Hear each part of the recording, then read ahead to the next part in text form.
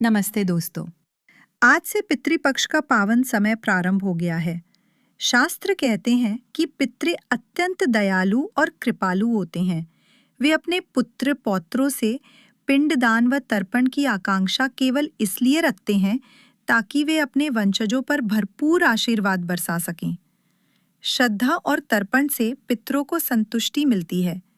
जब पितृ प्रसन्न होते हैं तो वे संतान सुख, धन धान्य, विद्या, राजसुख, यश कीर्ति, पुष्ट शक्ति, स्वर्ग और मोक्ष तक का वरदान प्रदान करते हैं। लेकिन वे इतने कोमल और संवेदनशील भी होते हैं कि छोटी सी गलती से रूठ जाते हैं। यदि वे देखते हैं कि उनके वंशज बुराइयों में फंसे हैं, जैसे क्रोध, नशा, अपशब्द या अधर्म में लिप्त हैं, तो वे विक्षुब्ध होकर शाप भी दे सकते हैं। इसलिए हमें ध्यान रखना चाहिए कि ऐसा कोई कार्य ना करे जिससे पितृ दुखी हों। पितृ ये नहीं कहते कि हमें 56 भोग चाहिए, वे तो केवल श्रद्धा देखते हैं। श्रद्धा और भाव से किया गया तर्पण ही उन्हें तृप्त करता है और वे आशीर्वाद देते हैं। कहा जाता है कि श्रद्धा के बिना श्राद्ध अधूरा होता है। इन्हीं पितृपक्ष से जुड़ी कुछ पौराणिक कथाएं हैं जिन्हें सुनना भी उतना ही आवश्यक माना गया है। शास्त्रों में कहा गया है कि जब तक इन कथाओं को सुना या सुनाया ना जाए, तब तक पितृपक्ष का पूरा पुण्य नहीं मिलता। दोस्तों, कथाएं शुरू करने से पहले मेरा आपसे अनुरोध है कि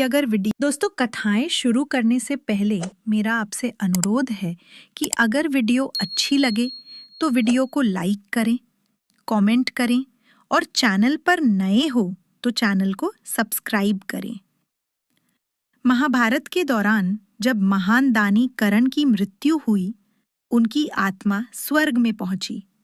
वहां उन्हें अपार सोना और रत्न मिले, किंतु भोजन नहीं। कर्ण को ये सब अजीब लगा। वे भूख से व्याकुल होकर देवता इंद्र से बोले, हे देवराज, मुझे भोजन के स्थान पर सोना रत्न क्यों दिए जा रहे हैं? मेरी आत्मा तो अन्न की भूखी है।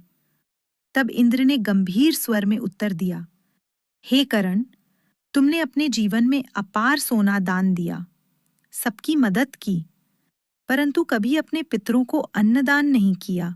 कर्ण ये सुनकर व्यथित हो उठे।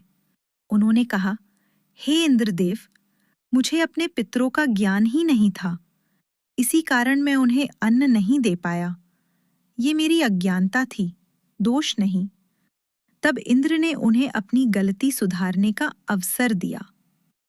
कर्ण को 16 दिनों के लिए पुनः पृथ्वी पर भेजा गया। यहाँ आकर उन्होंने अपने पितरों को याद करते हुए श्रद्धापूर्वक तर्पण, पिंडदान और अन्नदान किया। इन्हीं 16 दिनों की अवधि को पितृपक्ष कहा गया। इसलिए इस कथा को सुनना अथवा सुनाना अत्यंत पुण्यकारी माना गया है। एक समय की बात है। 2 भाई थे, जोगे और भोगे। जोगे धनी था, वैभव और ऐश्वर्य से संपन्न। दूसरी ओर भोगे निर्धन था, परंतु उसका हृदय सरल और संतोषी था। दोनों भाइयों में आपसी प्रेम अवश्य था, लेकिन स्वभाव और जीवन की परिस्थितियां भिन्न थीं। जोगे की पत्नी धन के अभिमान से भरी रहती थी, जबकि भोगे की पत्नी अत्यंत सरल, धर्मनिष्ठ और करुणामयी थी। जब पितृपक्ष का पावन समय आया तो जोगे की पत्नी ने उससे कहा, सुनते हो, इस बार पितरों का श्राद्ध अवश्य करना चाहिए। लोग देखेंगे भी और ये अवसर मेरे मायके वालों को बुलाकर अपनी प्रतिष्ठा दिखाने का भी है। परंतु जोगे ने इसे व्यर्थ समझते हुए टाल दिया। पत्नी ने बार बार समझाया कि ऐसा न करने से लोग निंदा करेंगे। अंततः जोगे ने हाँ कह दी। उसकी पत्नी ने सोचा, इतने बड़े काम में मुझे सहारा चाहिए। इसलिए उसने भोगे की पत्नी को बुलवा भेजा। भोगे की पत्नी सरल मन से सहर्ष आ गई। सुबह सवेरे से ही वह रसोई में जुट गई। उसने अनेक पकवान तैयार किए, सारे काम निपटाए और फिर अपने घर लौट गई, क्योंकि उसे भी अपने पितरों का तर्पण करना था। जोगे की पत्नी ने उसे रोकना चाहा, पर उसने नम्रता से कहा, भाभी, आज तो पितरों का दिन है, मुझे भी अपने पितरों के लिए श्रद्धा करनी है। और वह लौट गई। दोपहर का समय हुआ। पितृलोक से पितर जोगे के घर उतरे, पर क्या देखते हैं, वहां तो उसके ससुराल वाले भोग विलास और दावत में मग्न हैं, पर उनके नाम का अन्न अर्पित तक नहीं हुआ। पितर निराश होकर वहां से चले गए। वे भोगे के घर पहुंचे। वहां साधारण रसोई बनी थी, परंतु मंत्रों के साथ पितरों के नाम पर अग्नि में आहुति दी जा चुकी थी। श्रद्धा और भाव से भोगे ने अपना कर्तव्य निभाया था, किंतु निर्धनता के कारण पितरों को भर पेट अन्न ना मिल सका। भूखे प्यासे होकर वे नदी तट पर जा पहुंचे।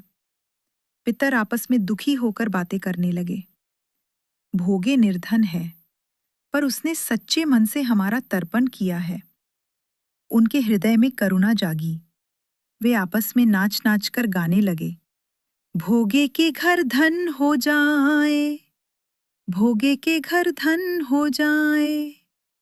उसी समय भोगे के छोटे छोटे बच्चे माँ से भूख की गुहार करने लगे। माँ, हमें बहुत भूख लगी है। माँ ने करुणा से कहा, बेटा, आंगन में हौदी रखी है, जाओ उसे खोलो, जो भी मिले बांट कर खा लेना। बच्चे दौड़े और हौदी खोली तो देखा, वह अनाज और धन से लबालब भरी हुई है। वे हर्ष से चिल्लाते हुए माँ के पास आए और सब बताया। भोगे की पत्नी यह सुनकर स्तब्ध रह गई। उसकी आंखों से आंसू बह निकले। सचमुच पितरों की कृपा से उसका निर्धन घर धन धान्य से भर गया। भोगे ने धन पाकर भी घमंड नहीं किया। अगले वर्ष जब पितृपक्ष आया तो उसकी पत्नी ने 56 भोग बनवाए। ब्राह्मणों को बुलाकर श्रद्धापूर्वक श्राद्ध किया, भजन कराया और दक्षिणा दी। इतना ही नहीं, उसने अपने जेठ जेठानी को भी आदरपूर्वक सोने चांदी के बर्तनों में भोजन कराया।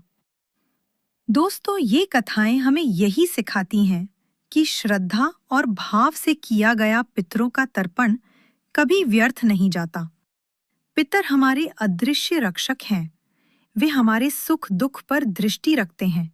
जो व्यक्ति पितृपक्ष में श्रद्धा और तर्पण करता है, उसके जीवन से पितृदोष समाप्त हो जाते हैं और घर परिवार में सुख समृद्धि का वास होता है। अगर आपको ये कथा अच्छी लगी हो तो कृपया वीडियो को लाइक करें, चैनल को सब्सक्राइब करें और इसे दूसरों तक भी जरूर पहुंचाएं, ताकि अधिक से अधिक लोग अपने पितरों की कृपा प्राप्त कर सकें।